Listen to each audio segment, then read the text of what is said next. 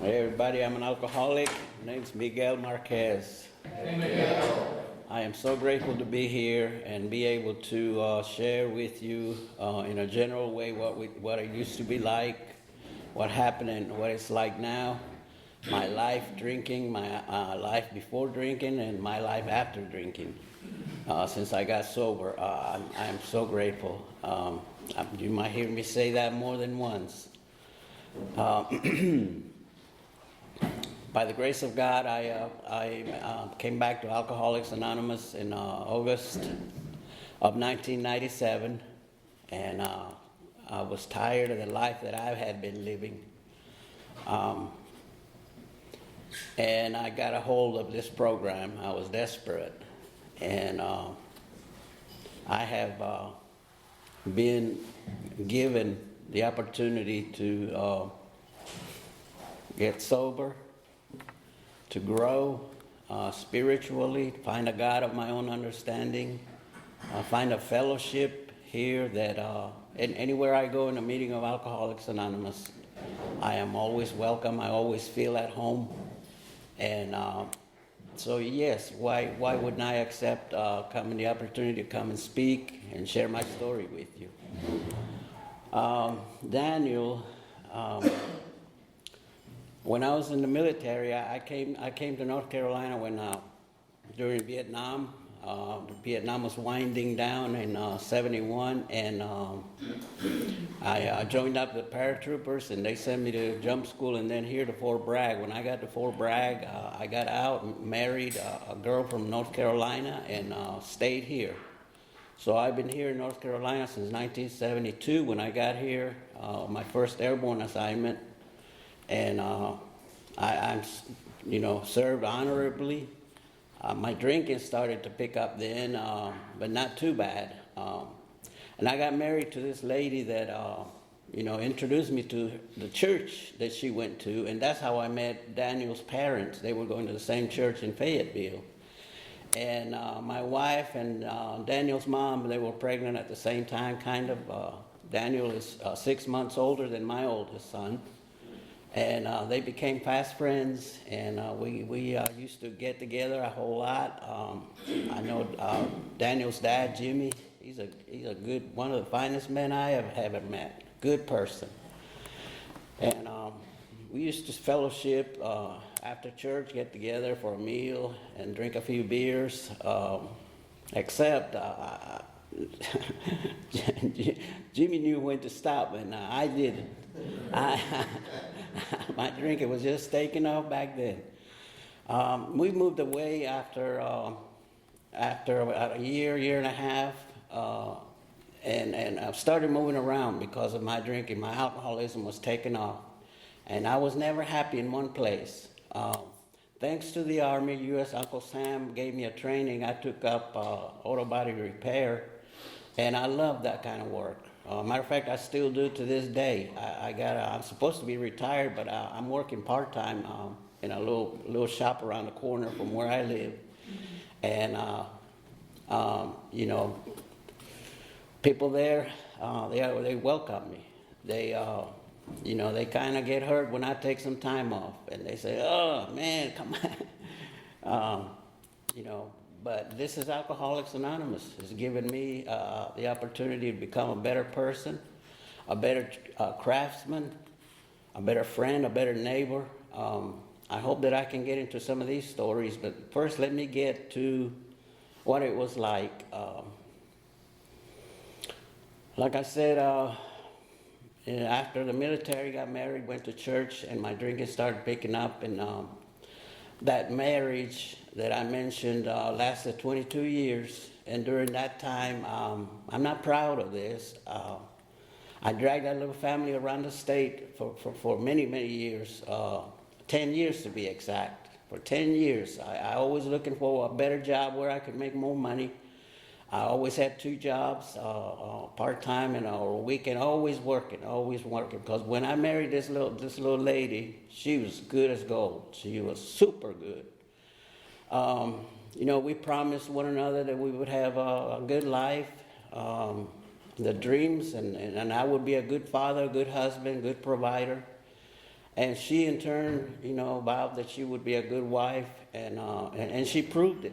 She proved it through my drinking. I would come home and I would all of a sudden hear this place over there just opened up and they were hiring and they were paying good, and so I got to go check it and let's move. And so I dragged that family around for her, that because of that. Always restless, irritable, and discontent in my finances. And I wanted to make a lot of money in a short time. That kind of restless, irritable, and discontent. And of course, my drinking started picking up a little bit here and there, not too bad.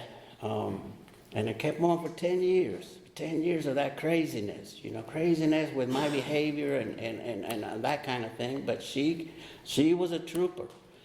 And from that marriage, I have 5 sons and 2 daughters, and she did a fantastic job with those children.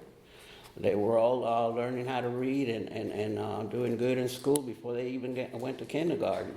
And a lot of times the teacher used to keep the class quiet. She would have my older daughter read to the class. But other than that, at 10 years, I had been, growing in my drinking, coming home late, and she was, more and more worried, more and more concerned. And she started to find out, how can I get help? How can she get me the help I needed so that I wouldn't, go off like her father. I reminded her of her father so much because of the moving constantly, because of the shortness in the paycheck coming home, because of laying out, disappearing for, half a day, didn't know where I was, that kind of thing. Her father was a painter, house painter, and and you heard, and it's the same true for him as it was for me. And she saw the pattern. She said, hold 1 second, let's stop right here. We got to put roots. And we ended up in Smithfield after 10 years of marriage. And that's when I made my first call to Alcoholics Anonymous, because she said, if you don't get help, I'm walking out. I'm taking these children. And I did not want that. I love my children. I love the family life. And I never intended to get out of hand with my drinking. I never intended to get in trouble. I just wanted to feel good, because I come from a broken home. My childhood was not the best, and I always thought that was the cause. If I can ever be happy with myself, if I can ever find happiness, I never this, always that way. I think that's part of the restless, irritable, and discontent also. Never satisfied and always wanting more, and that kind of thing. So that's what I felt like. Unless I took a few drinks, like the book says, a few drinks that others took with impunity. And the problem is I couldn't stop at 1 or 2 or 3. By then I was wanting that good feeling to come more, and a lot. When I never got in trouble with the law. I never got in trouble in my military service. Always a good soldier, always upstanding, and always followed rules because of my upbringing. So I started to get in trouble after I came to AA, and I came for 5 years in the Smithfield, Selma area in Johnston County. I came in, man, I felt welcome. There was a couple of meetings at the Johnston County group that I attended, and one in Four Oaks. And I was a regular then. But, I didn't stay sober from my first white chip. I picked up many white chips, and a few, 30 days, and even a few were 3 months, 6 months. But I kept coming. I kept coming to meetings during that 5-year period. The last 2 of that 5-year period was good. They were real good, And here, let me say this too, that when I came to meetings, and life got real good at home, and just by me going to meetings, and let me say this, that I there was an error in my thinking that going to AA, man, life is great. And going to AA, and in my head, in my mind, plus nothing else was good enough. Life was okay. Life was good. And I made a mistake. I thought wrong that just by coming to AA and not doing anything else would be wonderful. Because after that 5-year time, I drank again. And I didn't build up a network of fellow alcoholics. I always came to meetings here and was at the last, close to the door. So when the meeting was over, I would just take off. And so I never got phone numbers. I never got a sponsor. Never took steps. Steps, that was foreign to me. That was strange. And so inevitably, I drank again, and this time I will. The next 9 years, that drunk, lasted 9 years, and terrible things happened. I started getting in trouble with the law right away, with DWIs, and I'm not proud of that either. I'm not proud at all, because I spend a lot of time in county because of drinking and driving, and not just one county or two. Several counties. I had charges for drinking and driving. I have charges for drinking, driving with license revoked, fictitious tags, and blowing a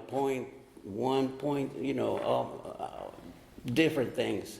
So I spent a lot of time behind bars in county and courtrooms, hiring lawyers, during probation, weekends in jail, all of that. I know all about it. And I had always, one of the things that I do now, I carry the message inside the prison walls. Like Daniel was saying, we run into one another here and there, and I've had the opportunity and the privilege during my sobriety to get with the Spanish-speaking inmates that are locked up because of drinking or drugging or sickness or alcoholism or whatever. I carry the message that life can be better. Because I remember all those times that I was behind bars and I was sitting in, and find out that after a blackout that I was locked up and just going all, my just self-loathing and what have I done now? Why am I doing this? Why can't I do this? Why can't I just go out and have a good time, not get in trouble? Always, down on myself because of that. Not only that, but during all those times, I had a family and a wife that, with the crying little ones because they were hungry or because the lights got cut off, and she didn't know what to tell them. And she relied a lot on the church that we went to. And by then, I was not able even to go to church. I was ashamed. I was full of shame. As a matter of fact, she, that time that she was trying to get me help, she got information for AA, but she also got information for a treatment center, a treatment facility where I could go and get into treatment, and the church would pay for it. But I declined it. I said, no, I don't have a problem. No, I got this. My drink is not that bad. You know how we do. But it wasn't. I didn't see how bad it started to get. I didn't see the patterns, how much worse it was. Even though I got locked up and all of that, I blamed it on something else and somebody else. All these other problems outside. Not because of my drinking, not because I was becoming an alcoholic. I never thought about putting the blame where blame belonged, which was right here with me. I was blind. That's one of the symptoms of alcoholism. We cannot see ourselves, or at least I couldn't see. I couldn't see how bad I was getting. All they would tell me, you're getting bad, man, you need help. But that telling me that, but from here, back here, I didn't see it. I saw something else. No, it's somebody else's fault. No, it's not my fault. I just want to feel good. I just want to drink. And you couldn't tell me to stop drinking. So during that time that I went back out and started drinking, not only that, but I felt so bad.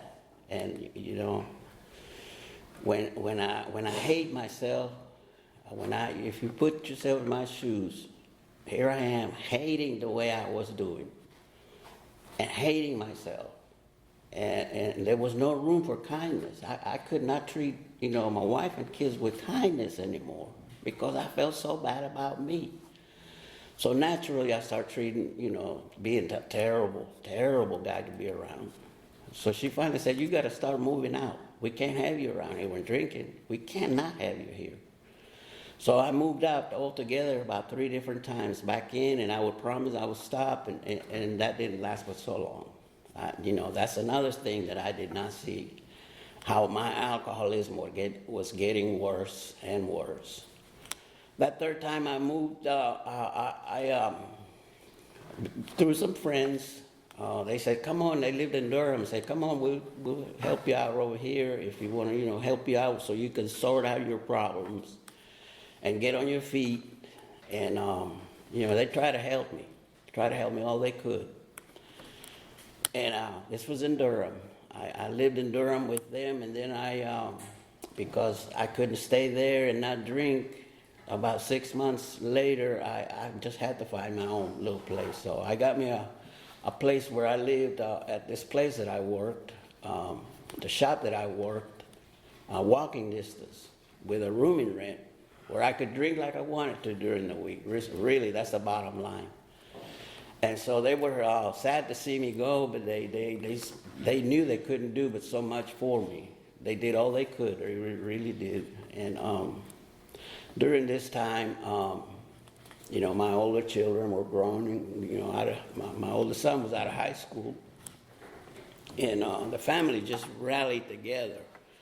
My oldest son was a driver to take his siblings to doctors, soccer practice, band practice, and all the transportation. My second son, Tony, he was a junior in high school.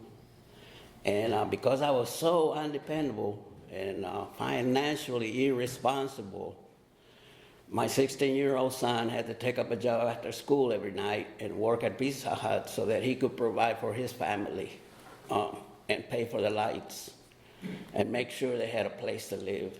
And hard little worker. My second daughter was the babysitter of the house. She was very responsible. She was the middle child. And then, of course, I had 3 younger sons that were coming up. My oldest daughter at the time, she was 16, and I was in Durham. Did not know it until about 2 or 3 months after the fact that this one young man, my daughter was involved in band, and she was a talented musician. And with the excuse that this young man came and said, well, I got this, the big event coming for band, and I would love to take your daughter and have her to go for tryouts, and she's very talented, she's qualified, she can do this and she can do that.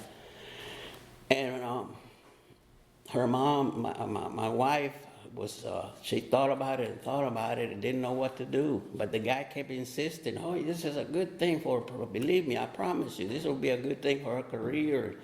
I mean, he really convinced my wife to go against her deep inner feelings that this might not be a good idea. But she gave her permission.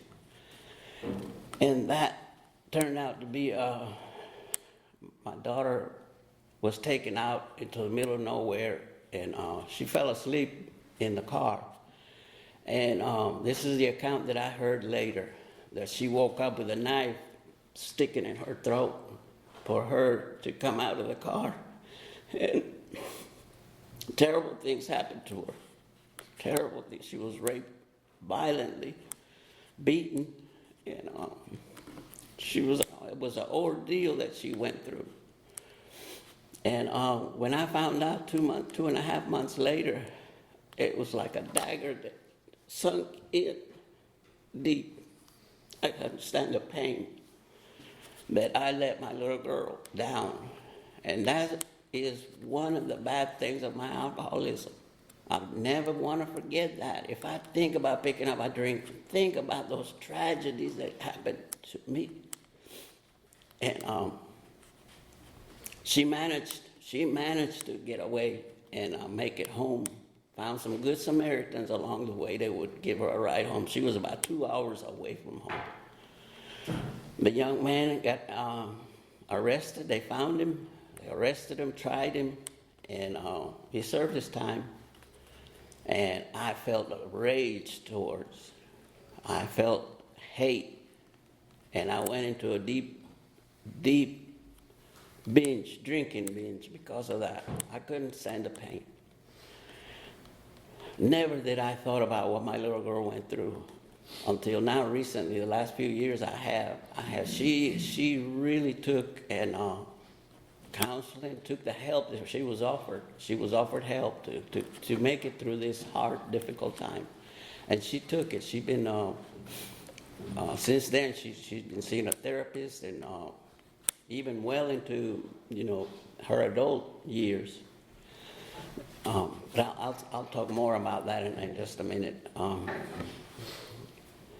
So I go in this drinking and can't stop for several, a week. I know for a week, in and out, day in and day out, drinking without stopping. And it got where I couldn't go to work. And because they came and told me at work about these news. And so I just walked them out, I couldn't make it because I drinking so much. About the third day into it, my boss sent one of my coworkers to knock on my door and to see if I was okay. And I wouldn't open the door, kept on banging the door. Man, open up, I got a message for you. I got to know what to tell the boss. I got him. And finally made my way to the door. And when he saw me, his face just surprised to see me that I was in such bad shape.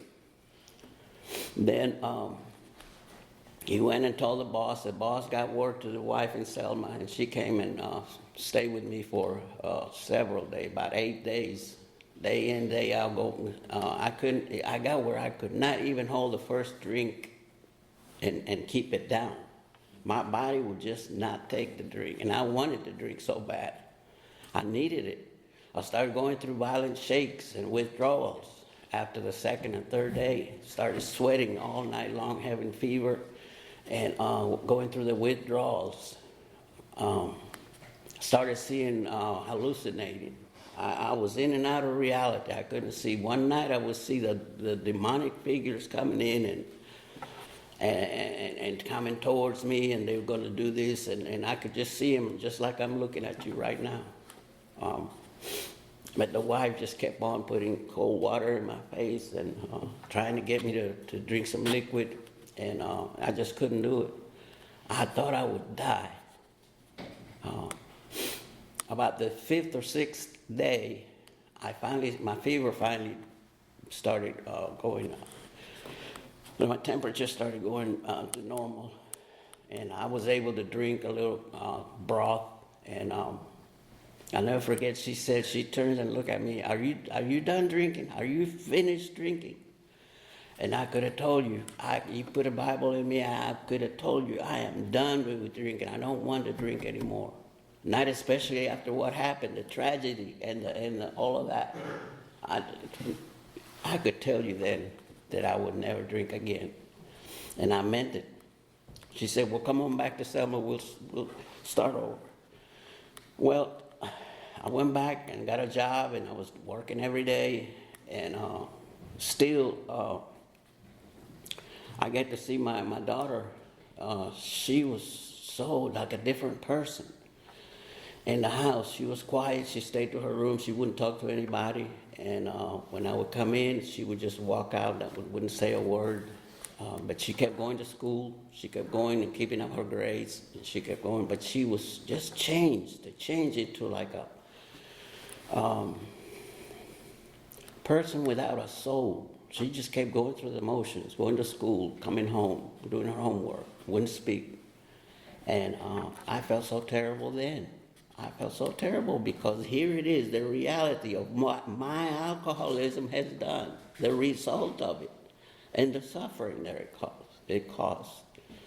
And it wasn't but just a matter of time that I started drinking again, started hiding, started going around and sneaking. And of course the wife, by now she's an expert at knowing. She could hear me talking, you've been drinking. Or she could tell me, look at my face, she said, you've been drinking. Or the way I walk. And It was not good. It was not good. This was now 22 years in the marriage. And she said, finally told me, the day came when she said, I cannot take this anymore. I want you to go and not come back until you stop drinking. This door will be open to you if you stop drinking. You will be welcome if you stop drinking. But do you think I heard it? No, I just want to drink.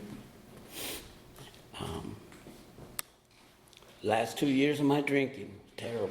Walk around, I would find little odds and ends job, or would take up with this guy and had a mechanic shop in town where I could go do a little repair here and there and get a few dollars and take some home and drink a few, keep myself some so I could drink. Just a vicious cycle. The loneliness that comes after that, the 4 horsemen that the book talks about started coming in every night. And every day I want to get up and I need to get out of the house. I was into an abandoned shack by now, just one step away from the woods. That's how far my drinking took me. And one vicious cycle. You just go around a few days sick and get better, get enough so I could go make a few dollars, and a few days a week maybe, and get some money, so go back to drinking, give the wife, and then get sick after a few days, because I remember how bad I got in Durham.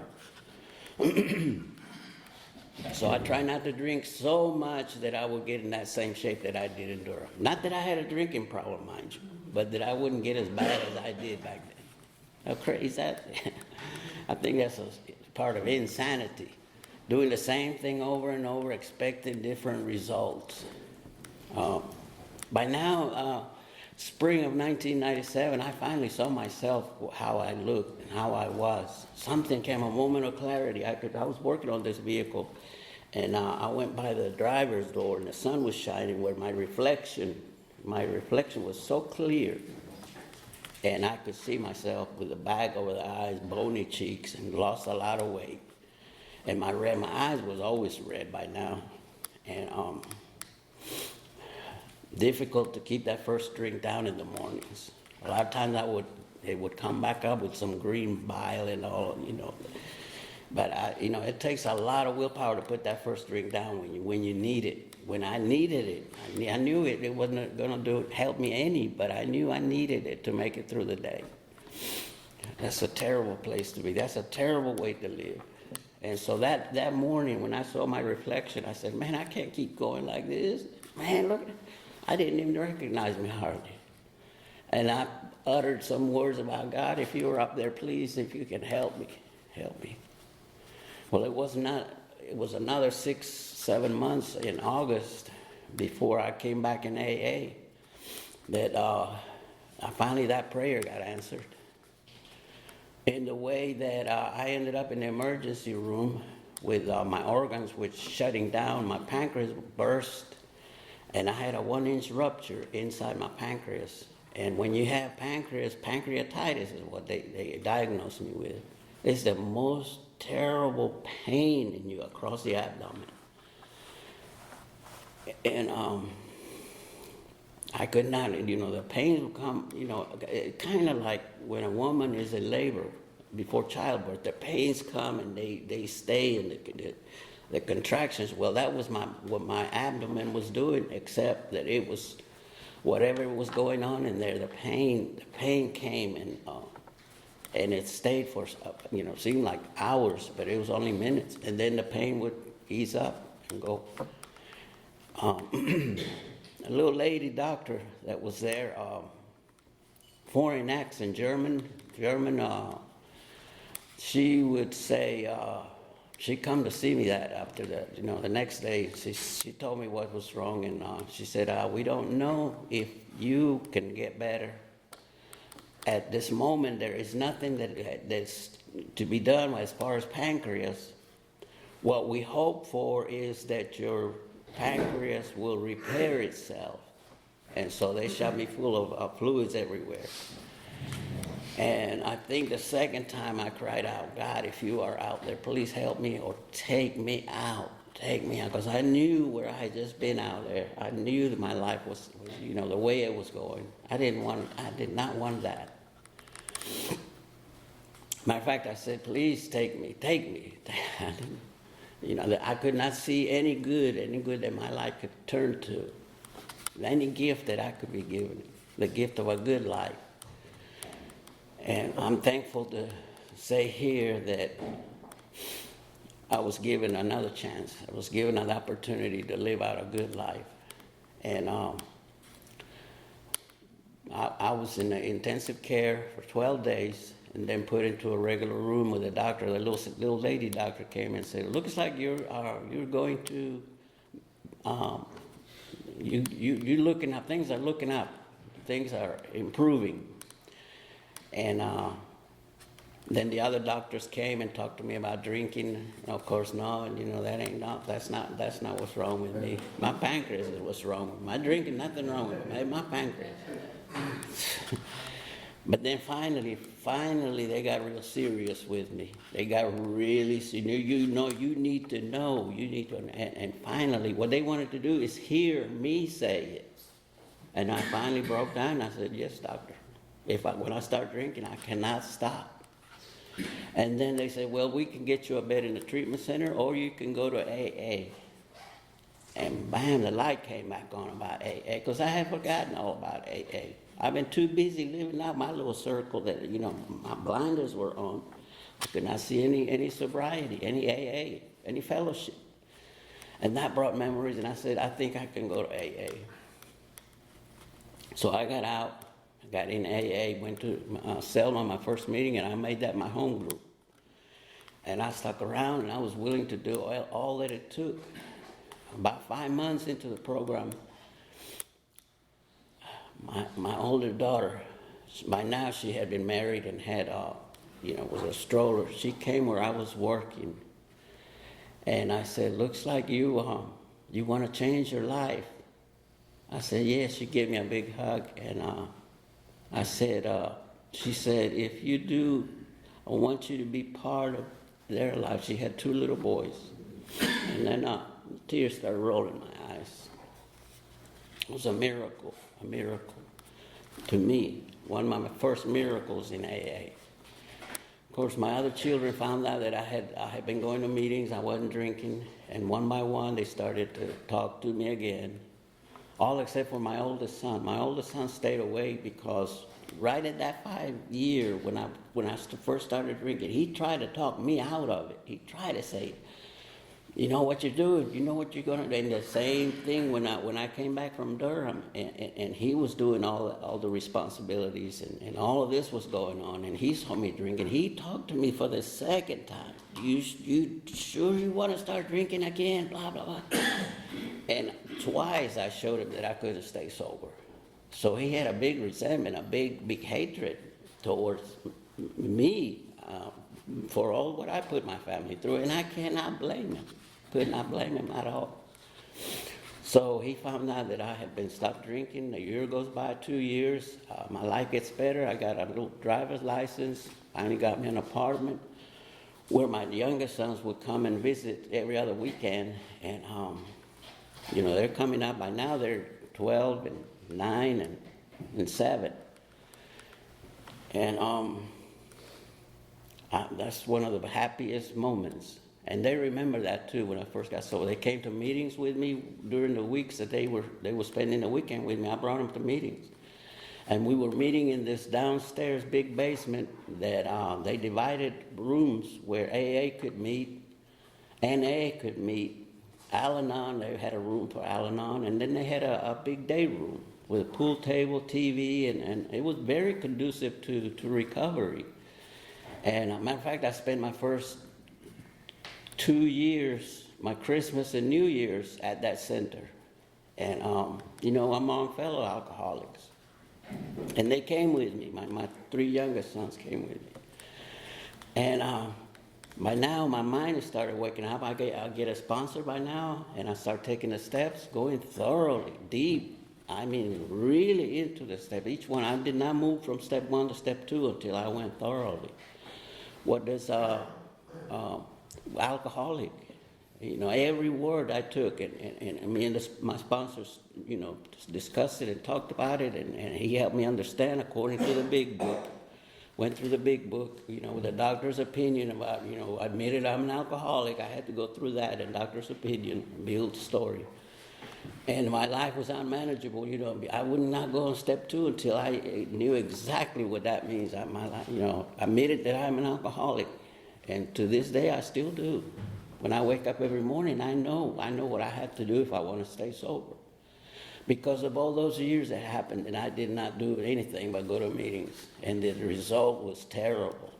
But I want a better result today, so I know I'm an alcoholic, and I got to work hard toward my life not being unmanageable.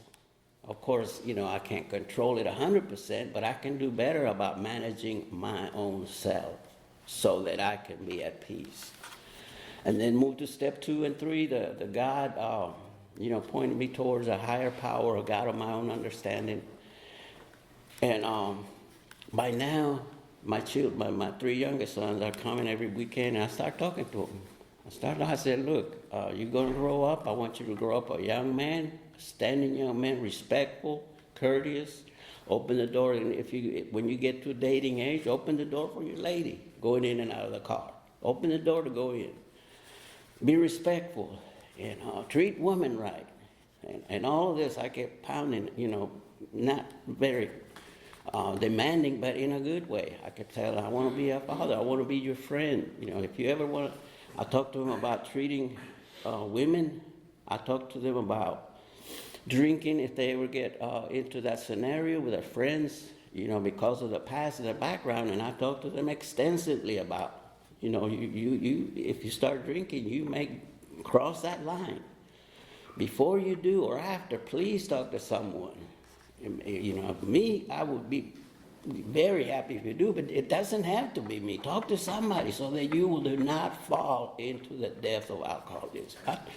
So, and of course, I talked to them about the work ethics, and you go and you do, and the same way that my sponsor said when I first, got my license and got my first job, and my home group as well, said, you go and you give a good day's work for the wages that you get paid. Don't shortchange, the employer. And do this. You're going to say you show up on time, show up on time. And so they taught me how to be the integrity that I should be as a recovering alcoholic. I don't have to be the slob and the late and the irresponsible anymore. I don't have to, and I don't want to for that reason. And so they helped me to grow. I went through the steps, got a first job, and got my driver's license, and I would not stay still for a meeting. I would go to Raleigh, Rocky Mount, Wilson, Chapel Hill. I would go all over the place for a meeting because I want to make up for lost time in one way. So I made a bunch of meetings in different places, and I was happy with my sobriety. Also got a job that took me traveling. And this, I applied the principles as well, and I got promoted. By now, all my auto repair tools that I accumulated, somebody was keeping them for me.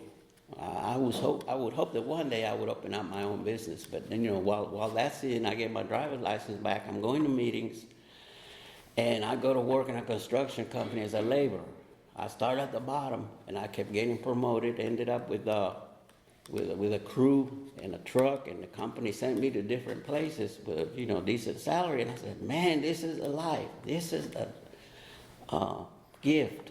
Beautiful. I look at everything that I've received today as a gift. I don't deserve, but it's been given to me by get up and doing it, and staying sober, number one, and treat others the way I want to be treated, with good principles, and the rest will work itself out. That's what I'm finding out, and since I've been sober. I also got involved in my home group. I did service for my group, started going to district meetings. And from there, I started going to area meetings, and like I said, I started carrying the message into the prisons. And my sponsor was, after I got to step 12, he said, you have a good message to carry. In other words, he turned me loose to carry the message. And I started going to Freedom from Bondage, the correctional, in 2002. I had been going to Johnston before that, but I always heard about Freedom from Bondage. Come to the Freedom from Bondage, they would talk it up, and until 2002, I went my first time. And, because others were doing what I was trying to do. And I learned a lot from going there. And I asked Wallace, would he come to speak at Johnston? And he did. And when he did, he said, well, over there at Morrison, they're having these guys that don't speak, don't have understand English, but they come to the meeting and they say, why don't you come? Why don't you come and talk with them? So I said, okay. And I did, and that very first Spanish group inside a correction was formed.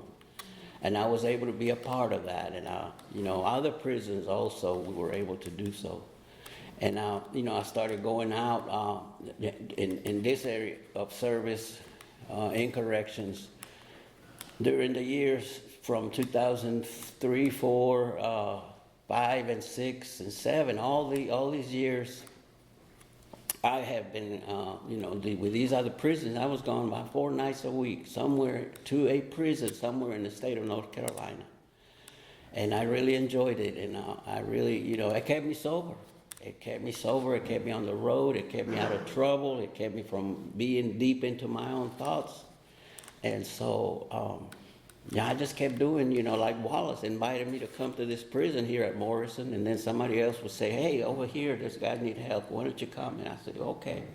And then from there I went to, we had Spanish groups in Morrison, Lumberton, Eastern, Wayne, and Maury. So we had 5 prisons, but not enough of us to go around.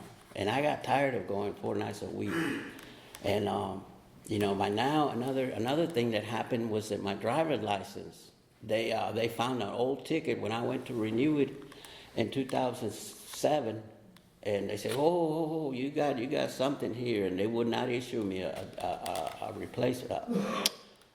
driver's license until I took care of that. And I come to find out it was an old ticket that I did not, I thought everything was taken care of when I got my driver's license back in my first year of sobriety. So I had to go through that. I had to give up driving. I had to give up, going to these places and doing service until that, got taken care of. And, but it was still, I stayed sober through it. It was a process. I had to go through it and pay financial restitution and do all the requirements before I got my driver's license back. And it took 5 years. In 2012, I finally got my driver's license reinstated. And it's never been the same since. Another part of that took so long, it's not the driver's license people's fault. It was my fault for not following up. Another thing that happened was that since 9/11, the people like me, the non-U.S. born, had to go through, Homeland Security, and I had to show exactly where I was born and my papers. And by the way, I came to the United States in 1965 legally with my mom and my sister. She married an American citizen that was good enough and loving enough and kind enough to pay for all the processing to get us here legally. So in 1965 is one of the best days of my life. In September 29th, when the Border Patrol officer, 12 years old, extended his hand and shook me, and he said, "Welcome to the United States of America." And that day has always been special to me. Well, when I was in the military, they said, Marquez, you're an upstanding soldier. Before you get out, come on in. We'll swear you in. You can become a citizen. Yes, sir. Well, guess what I did? I went into a binge for 3 days, and I missed that appointment. And now, here it is, 2007, 8. They said, no, you got to show proof. I had to go back and go all of that. My immigration, everything was sort of, about to fall apart, so I thought. And anyway, it really shook me up. It really shook me because what am I going to do? I lost my paper stuff in drinking. I can't find anything. So I had to start from scratch. My sponsor said, oh, wait a minute. There's things you can do. You can write, and you can, this, and you can. He took me through every step of the way until I got everything clear. That's why it took 5 years to get my license reinstated. And from that day, I never had to look back. I never had to, look down when I see a law enforcement or any of these people. I look up, mostly because I was privileged to serve in the military honorably. And my sponsor told me, you don't have to look down anymore. You don't have to look at your shoes. You look up. You look up as a sober individual. You've done all you can. So be thankful, of course, and be proud in the right way. So that's another gift that I've been given. My daughter got remarried, and she asked me to walk her down the aisle, and so that was another gift that I received. When I walked her down the aisle, and we took the father and dance at the reception, I had the biggest opportunity to make an amends to this young lady. And I said, I am pleased. I have been wanting to tell you, please forgive me that I wasn't there when you needed me the most. And she held me so tight. She held me so tight and said, Daddy, I've forgiven you. I have forgiven you. Please start to forgive yourself. And that's the best advice that I could ever have gotten. And from then on, she is my special daughter. Even though my other daughter is very, I don't want to forget her. Let me tell you how proud I am of my second daughter. Storybook life. She met the guy that she's married now, been going through elementary school since the 3rd grade, and going through junior high school and high school together, went to the prom, went to college, same college, and now they're married. Married, had 2 little kids. Just a little,